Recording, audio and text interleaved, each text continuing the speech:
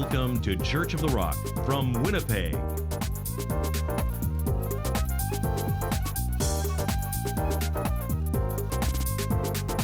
Stay tuned to this week's thought-provoking message from Pastor Mark Hughes.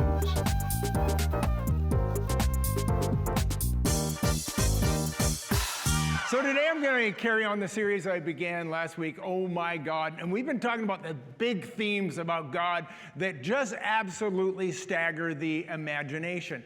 And last week we looked at Oh the Heavens, and we looked at the cosmos, the universe in which God created.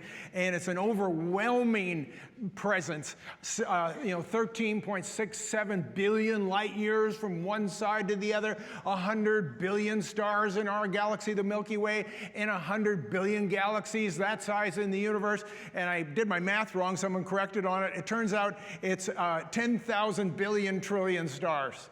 Aren't you glad you now know that, the right number? No, we can't even comprehend that number. The expanse of the universe is just so great that we have no way to comprehend it. So today what I'm going to be talking about is, last week was Oh the Heavens, this week is Oh Man, Oh Man. And we're going to be talking about how man fits into this whole universe. And throughout this series, I've been quoting David's words from Psalm chapter 8, where he says this: "When I consider the heavens, the work of your fingers, the stars and the moon in which you've ordained, what is man that you are mindful of him, or the son of man that you visit him?" So I think you can probably imagine that David was overwhelmed. He was looking at the night sky, he was overwhelmed. He would have no idea the expanse of the universe like we would. Yet in some way he's feeling insignificant in the midst of this. And here's a little secret I'm going to let you in on. The universe is one thing, and man is not the insignificant one. The universe is. You say, why would you say that? Because man wasn't created for the universe was created for man. And that's what we're going to look at today. So I have three sort of statements I'm going to make today. I'm going to throw up two statements, actually. Last week I made the statement, if there was a beginning, then that demands there was a creator. This week I have two more statements. Here they are. And it's the mystery of mankind. Why do we exist, and how is it we exist? And the two things are this: number one, a finely tuned universe, and number two, evidence for intelligent design. And here's what we discover, or if you haven't discovered, you're going to today, that the universe is finely tuned for man to live in, and if any single parameter was out of order, we would not be able to live here. Now, I want to remind you about the creation story in Genesis chapter 1. We have God, it says, in the beginning, God created the heavens and the earth, and then the next verses are him creating the heaven and the earth. And he creates the stars, and he creates the moon, and he creates the sun, and he said, let there be light, and there was light out of all that. And then he separated the land from the sky, and we have the firmament, as he calls it. And then he separated the water from the land, so we have dry land, and we have oceans as it was. And then he filled the earth with flora and fauna, and then he started making various creatures, the birds of the air, and the fish of the sea, and the cattle on the hills, and he made all these things. And it wasn't until the last day, the sixth day, that he made man. And I don't want to get into the conversation about how long were those days. It's not really important to me. What's important today for us is this: that man was created distinctly. Man was created separately from the rest. Man was created last, on the very last day. And let's go look at it. This is what it says, 25 verses describing the creation of the universe. And then in the 26th verse of Genesis, it says this: "Then God said, let us make man in our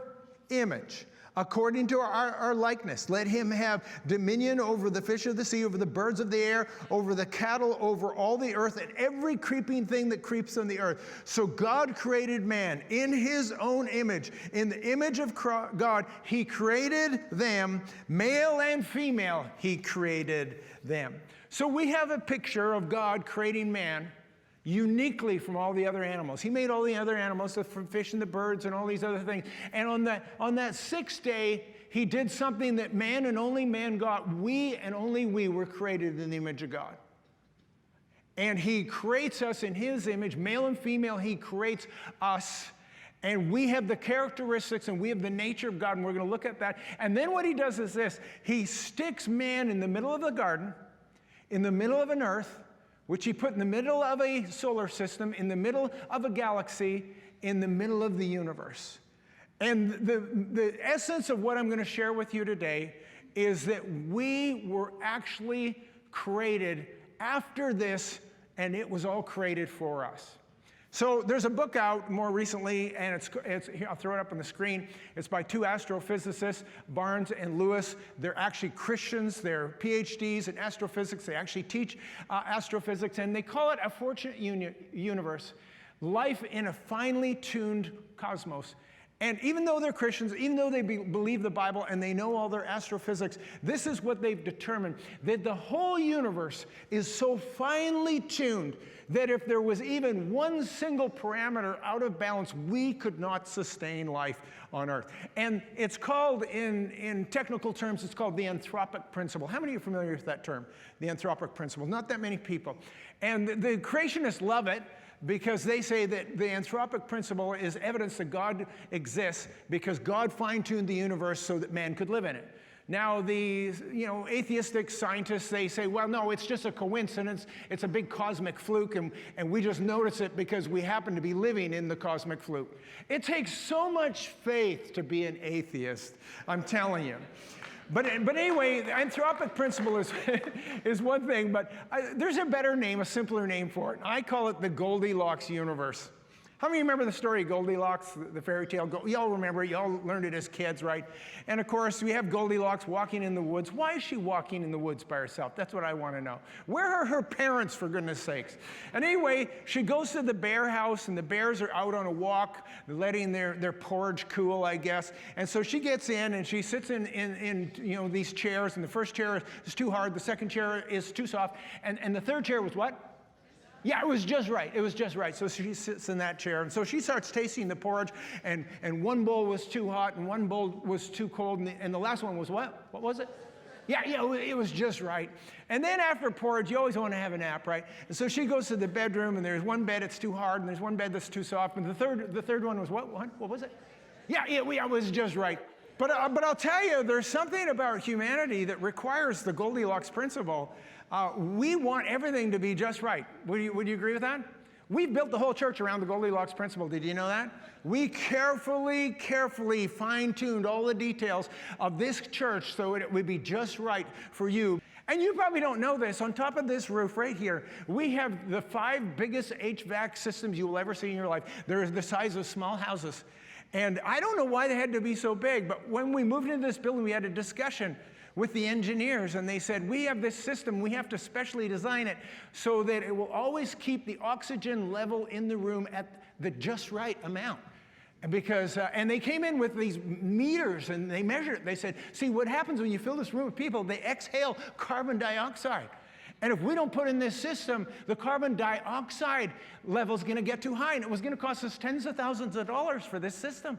So I said, well, so what? What if the carbon dioxide gets a little high? He said, the people will fall asleep during your sermon. I said, then let's pay the money and get the system. we need it to be just right.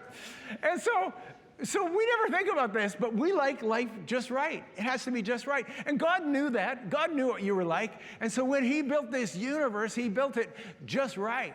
And if you go read about the anthropic principle or the Goldilocks universe, you discover that there's at least 30 parameters, and there's probably more, but there's at least 30 super important parameters, things you know about, that if they weren't in the absolute delicate balance, if they were off even one smallest degree, it wouldn't sustain life. And I'm going to show it to you on a graph just to help you on this. There's only one spot where it will actually sustain life. And if the universe expanded too fast, we would end up in thermal death. Too slow, and we ended up in the big crunch. The distance from the sun. If we were any closer or further from the sun, we wouldn't be able to live here. You see, it's actually too cold on Mars. It's too warm on Venus.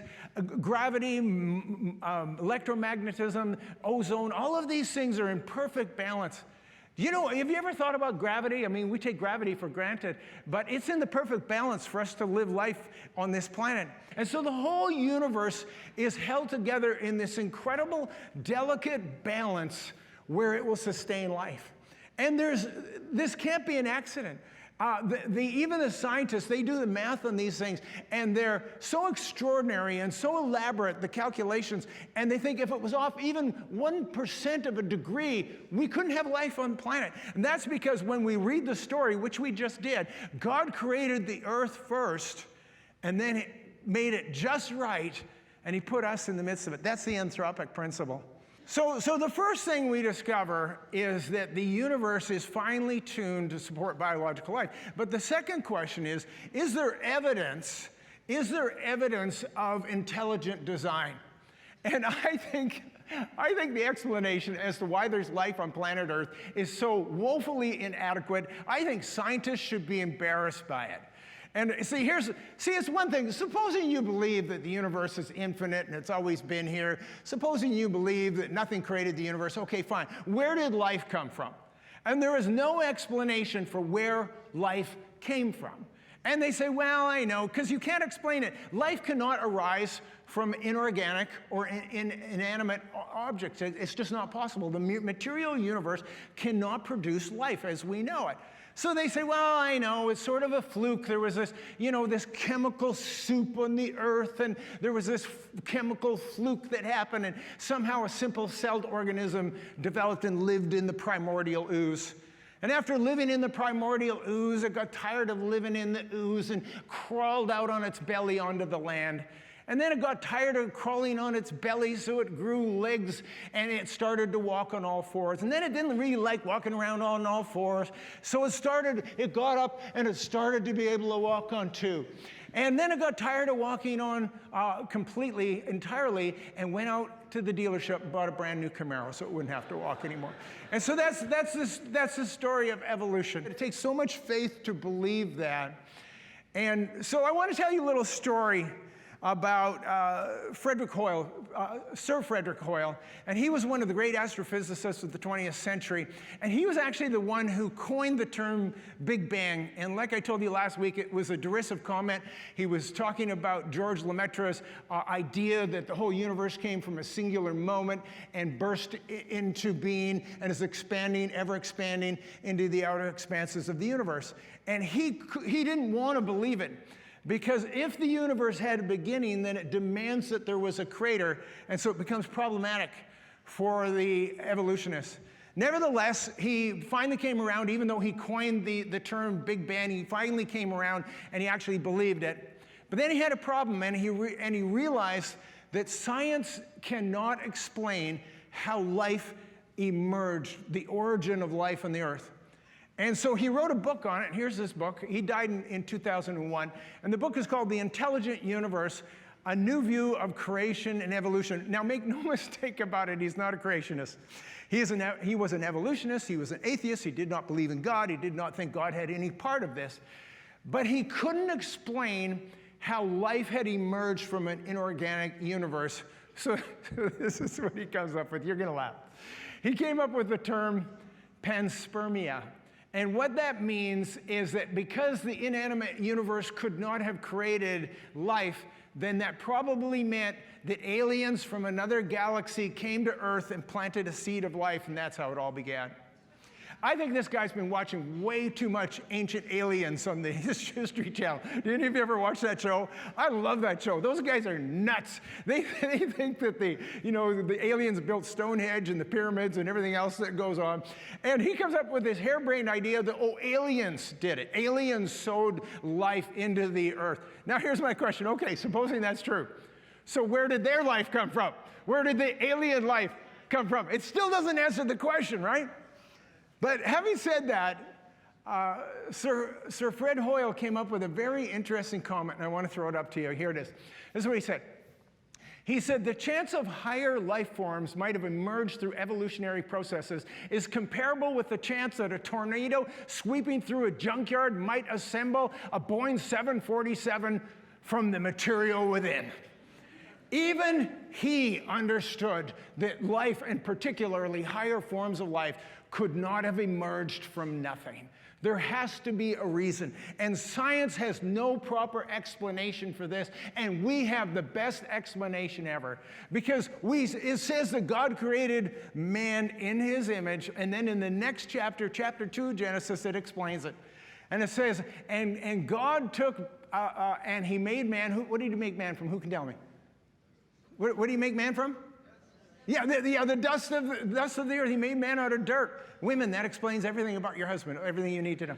And so he made man out of the dirt. And so it's true that mankind, our physical body, is made out of the elements of this world. We know that when we die, it's dust to dust, ashes to ashes, and our body just goes back to the elements of the earth from which it came. But that's not the end of the story. It says he made man, he formed man of the dust of the earth. And what is the very next line? And he breathed into his nostrils the breath of life, and he became a living being. You see, man only came into being after God breathed his life in, because God created man in the image of man. He created them, male and female. You see, that's how we came into this world. And any other explanation just doesn't work. You know, I know there's Christians that believe in evolution. I'm not one of them. I don't have that kind of faith. Have you ever seen, I know you've seen this, have you ever seen the human family tree? You ever seen it? I'm not talking about your family tree. I'm talking about the human family tree. I'm going to show it to you. Here it is. So here's our relatives. And we have the orangutans, and we have the gorillas, and we have the bonobos, and we have the chimpanzees, our closest relative. And then we have us. And yet we are so distinct. I'm telling you, all you have to do is look at that picture and you go, I don't know, I don't really see the family resemblance with the rest of the family. There's something missing here, and what do they call that thing missing? The missing link. They call it the missing link. And you know what the missing link is? It's the transitional forms, the intermediary forms. They are the forms that exist between monkey and man or any of the other species. And here's the problem. They have not been able to locate the missing links. They cannot find the transitional forms between the lower species. See, even if we did come from a chimpanzee, would there not be some sort of transitional form between the chimpanzee and us? There has to be. It's like this story of this little girl. She goes to her mom, and she says, you know, Mom, where did we come from? So her mother sits her down, tells her the whole story of Adam and Eve and the whole thing, God's creation. And then she says, that's not what Daddy told me. I asked Daddy the same question, and he said, we evolved from monkeys. To which she said, look, your dad's telling you about his side of the family. I'm telling you about mine. But I have one more thing I want to share with you that I think is the icing on the cake for all of this. And it's this, that we are created with a genetic code that is so complex that it screams intelligent design. And we, of course, know this. What I'm talking about is about the human DNA, or as you probably call it, the deoxyribonucleic acids. But I'll just go with DNA because I can't pronounce that long word. And so we know what DNA is, or we have a bit of an idea about it. It was first discovered years ago. But what happened in 1990, they came up with the Human Genome Project. And they spent 13 years from 1990 to 2003, and they were able to unlock the code, the human code, and that's what it is, a code, and I'll explain that to you in a moment, of what makes us human and what makes us each distinct as human beings. And this is what they discovered. Let me show you the picture of it. It'll probably be easier. And so every cell in the human body has little crystals on it. They're microscopic crystals, and they are this double helix, and they're made up. You see those little bars between the two helixes, and it's sort of a complicated thing. If you go to the next slide there, this breaks it down a little bit. And if you could unroll the helix, if you could unroll the DNA, you'd realize that there's these base pairs. And between the two helixes, there's what they call a base pair, and it's a pair of two elements. And the two elements, are this. They are what they call nucleotides. You remember last week I pretended to be an astrophysicist? Well, today I'm pretending to be a biological geneticist. So just so you know, I'm pretending here. But anyway, there's these four letters, and they're T, A, C, and G. And they represent each of these nucleotides. And we have 3.1 billion of these base pairs in every human cell. 3.1 billion. And what they were able to do with the Human Genome Project was they were able to unroll this, and they were able to actually use computers. You couldn't do it manually. It's physically impossible.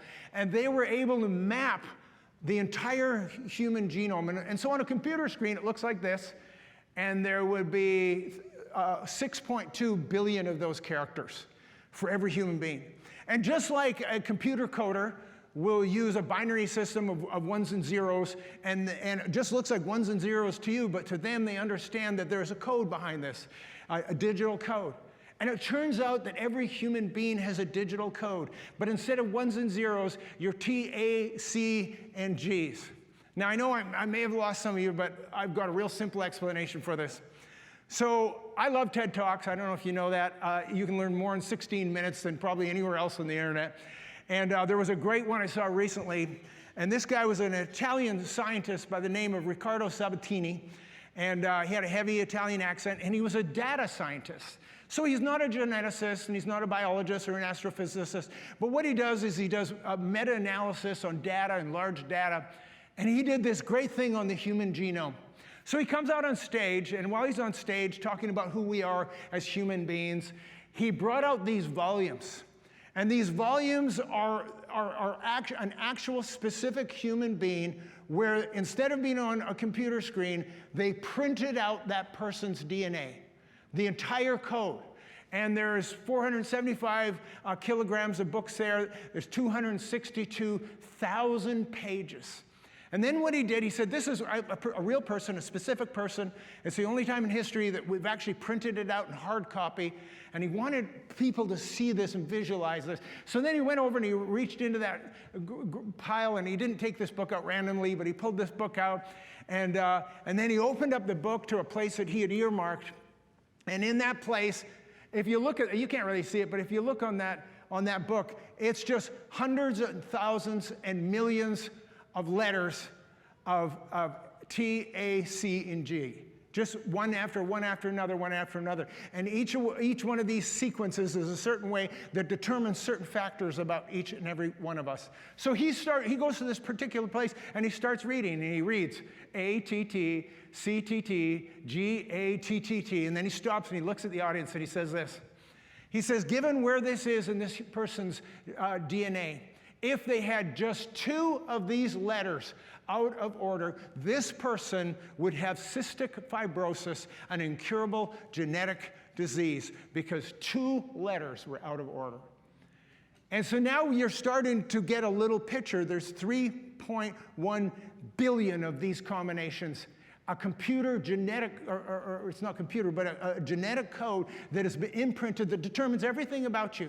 It determines the color of your eyes and the color of your skin, and it determines your height and a whole bunch of other factors, and who you are is based on this code that God printed on your very cells from the very beginning. And then he said this comment, which I loved. He said, so next time you see a pregnant woman, you are looking at a living 3D printer that is putting together the greatest amount of information known to mankind. And that, my friends, is the miracle of life.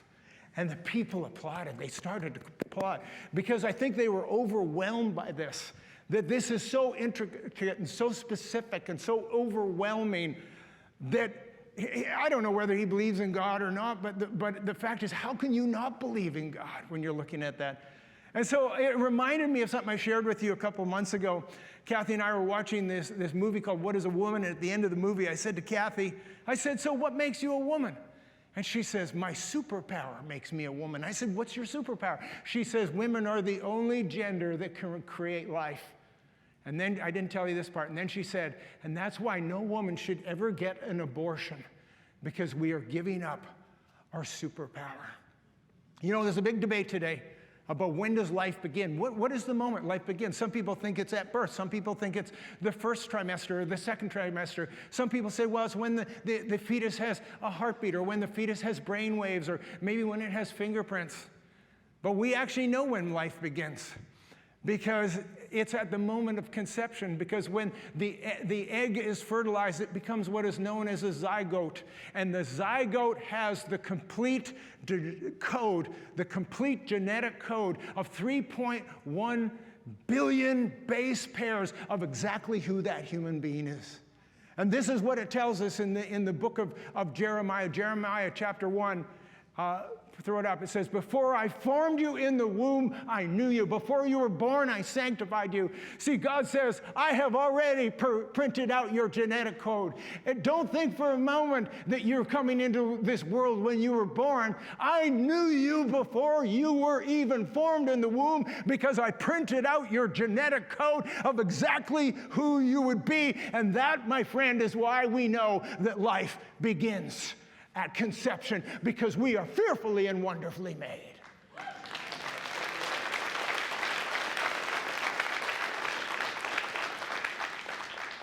So I want to tell you about Francis Collins. And some of you don't recognize that name. He should be a household name, because we all know who Anthony Fauci, Dr. Anthony Fauci was. And his boss was Francis Collins. And he was actually the head of the NIH, and Dr. Fauci worked for Francis Collins. And he's an important figure in our world, because he was the one who oversaw the Human Genome Project. And so he spent those 13 years overseeing with a bunch of scientists. They unlocked the human code, as I just told you, all about the human DNA. And then as soon as he finished that, they finished ahead of schedule and under budget. And then what he did was he sat down and he wrote a book. And this is Francis Collins' book. It's called The Language of God, talking about the DNA. He says, a scientist presents evidence for belief. And his story is fascinating, because he tells in his book this story about how in the 70s he was a medical student and he was an avowed atheist. He loved science, he believed in evolution, he believed all the things that the science of his day believed.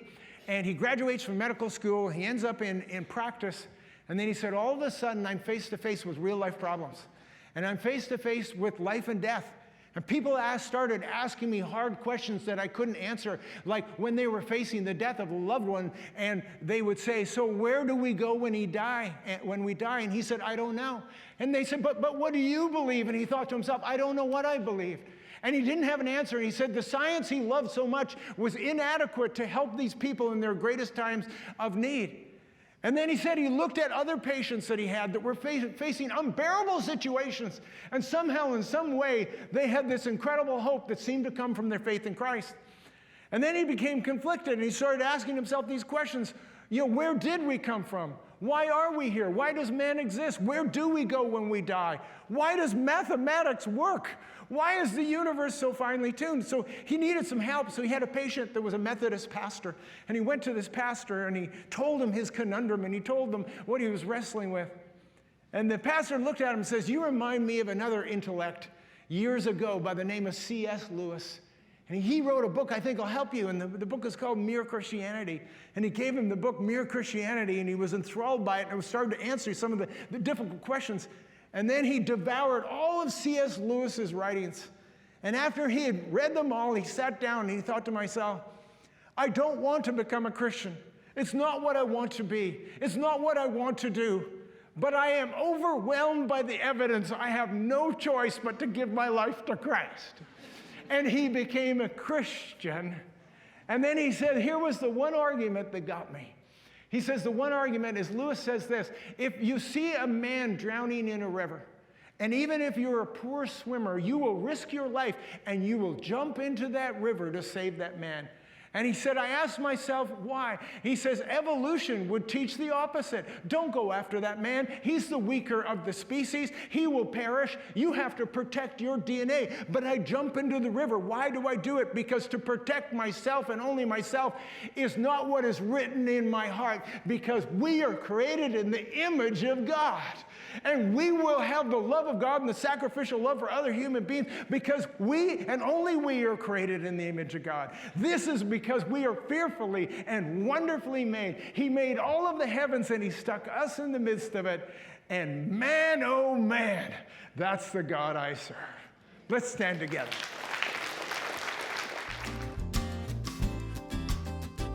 If you'd like a booklet to help you understand more about God's gift of forgiveness and reconciliation through Jesus Christ, please contact us, and we'd be happy to send you a free copy of the Book of Hope. Visit our website at www.churchoftherock.ca.